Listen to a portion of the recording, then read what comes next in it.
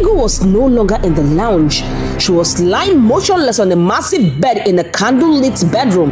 Her mask was gone, her hair still intact. In the corner of the room, just by the door, Alhaji Danhaire handed an envelope to two men in black suits, whispering a quiet thank you before they left silently. He returned to the bed, pulled off his white agbada, revealing a stomach that folded in 3 layers. His face glowed with anticipation. He reached out to touch Ego, but the moment his hand brushed her skin, her body glowed eerily. Alhaji paused. He stepped down from the bed, grinning. I sabi this game wella. He whispered as he dipped his hand into a small leather pouch, pulled out fine grey powder and blew it into the air over Ego's motionless body. Let your spirit rest, he said softly. He climbed back onto the bed, and without protection, without fear, he had his way with her. When he was done, he stood up silently, wiped her private part with a damp towel, dressed her carefully, and called the men to come take her back to the couch in the lounge, exactly where she had slept off.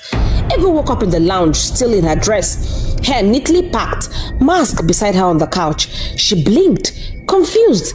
Had she slept off at the party? Zima appeared all smiles. Babe, you know well, you just doze off like saying at your papa house, she teased, handing Ego a cold drink. Ego laughed faintly, though her body felt different, heavier, distant, like something had been taken out of her. The ride back to the hotel was quiet. Zima was busy on the phone all through. Ego stared out the window, flashes of the party coming in fragments, dancing, drinks, then nothing, just black. That night, back in their hotel room, Ego tried to sleep, but as soon as she shut her eyes, she opened them again inside a giant's palm. She stood up, trembling, only to realize that she is surrounded by a massive hand suspended in smoke. Down below, 6 bald-headed men stood laughing and pointing up at her with glowing eyes. Her heart raced. Ego looked up, and there she was, the Queen Mother, towering, terrifying, her head alive with hissing snakes that slithered toward Ego. Before Ego could run, the Queen Mother's other hand gripped her tight and dropped her into a boiling black pot. Ego screamed as she fell down until she jolted awake, gasping, drenched in sweat. Zima turned to her lazily. Babe, are you alright? Ego panted. I had a dream, a horrible one. Zima yawned. Too much champagne. Sleep, Jare, she said, rolling over. Ego stared at the ceiling, her heart thudding until she drifted back to sleep.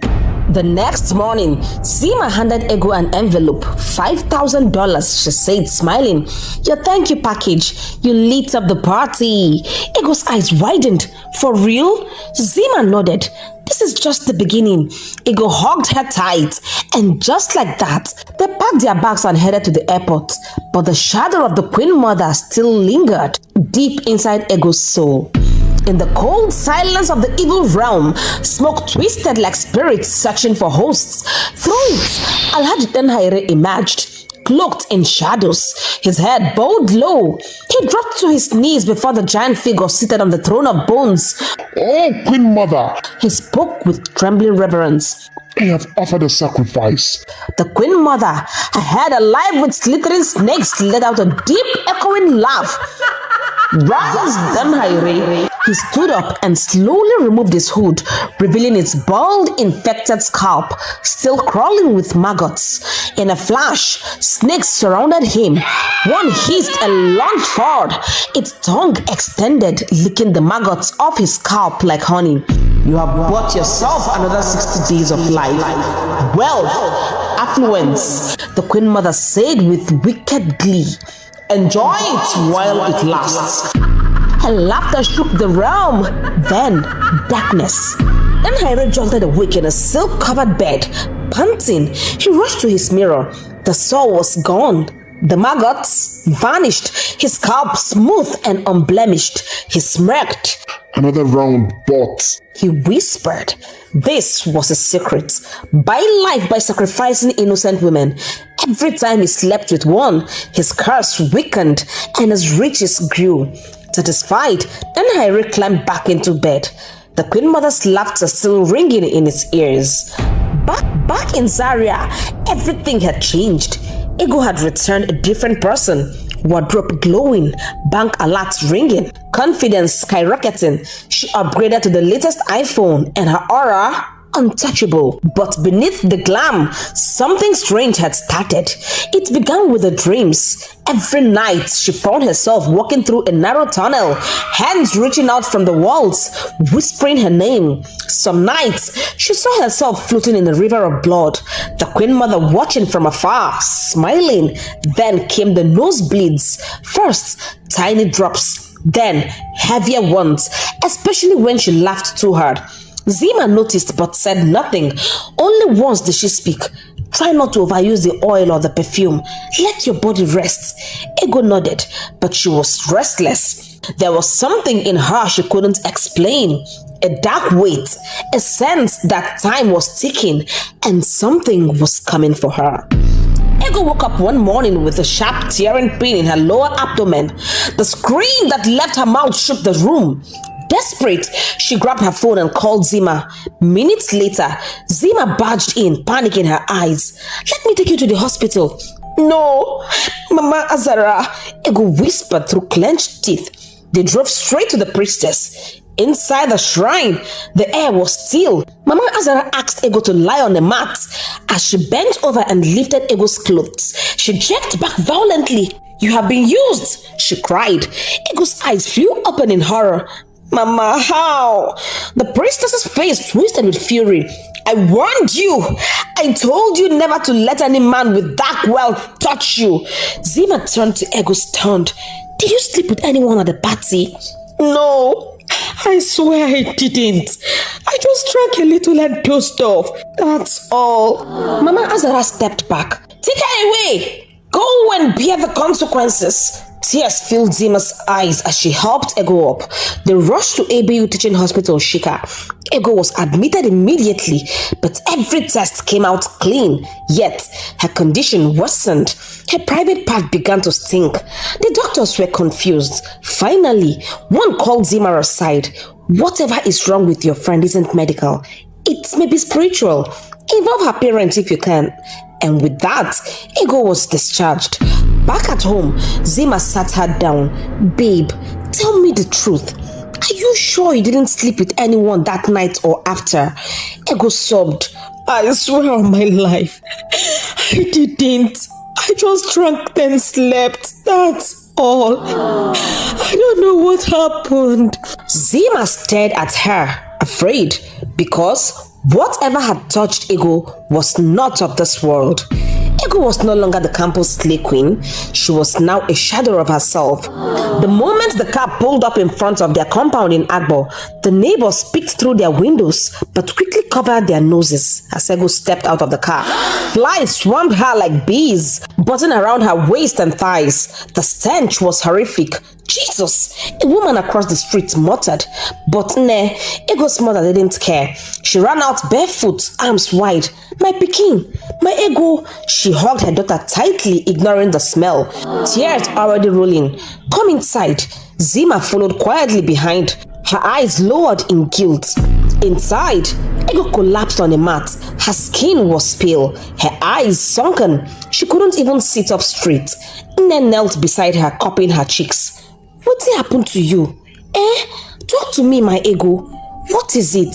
Ego's lips trembled, but no words came. Only tears. Zima cleared her throat, her voice low. The doctor said it's not medical. It may be spiritual. Nne gasped, covering her mouth. She looked at her daughter again, her only child, now a rotten shell of who she used to be. Ego, I won't do this thing to you. Ego looked at her mother, then looked away, silent, broken, dying. Nne dragged Ego from one church to another, seeking help. Prophets gave her verses, asked her for seed, promised healing, but ego only grew worse. Her once beautiful body was now a skeleton wrapped in sores.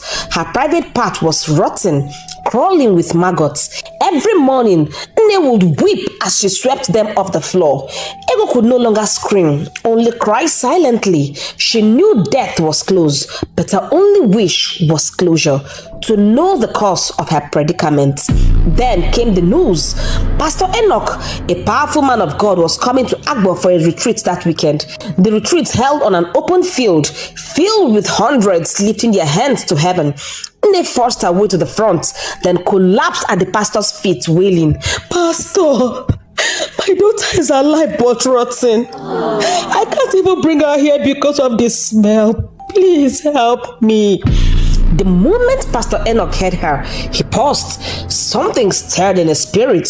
He immediately asked two pastors to follow him to Nne's home. When they arrived at Nne's house and stepped in, they staggered back. The stench was unbearable. They quickly wore nose masks as they carefully stepped into the room. Lying on the mat was Ego, unmoving, skin pale, body wasting. Pastor Enoch knelt beside her, placed his hand on her forehead, closed his eyes, and after praying for a while, he opened his eyes slowly. You have been used. He whispered. He turned to her. When did it start? Ego, barely audible, spoke. "After the Lagos party." Pastor Enoch sighed. Someone exchanged their affliction for your soul. You slept with the devil himself.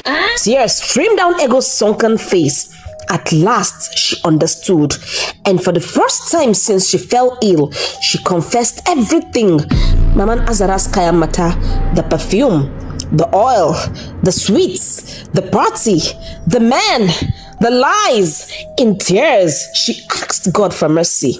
Pastor Enoch shook his head, closed his eyes, and prayed for her. But by the time they finished, Ego was gone. Cold, still, silent. Nne screamed, rolling on the ground. "My child, why Ego? God, why?" Pastor Enoch held her. At least she made peace with herself and with her maker. That's something. 2 weeks later, Ego was laid to rest, not in gold, not in diamonds, but in a simple wooden coffin. No dollars, no iPhone, no Dubai ticket went with her, just the consequences of her choices. Zima stood by the grave, tears rolling down her eyes. She changed after that. No more parties, no more zadis, no more kayamata. As for Alhaji Danhaire, the devil's own vessel, his own time came too.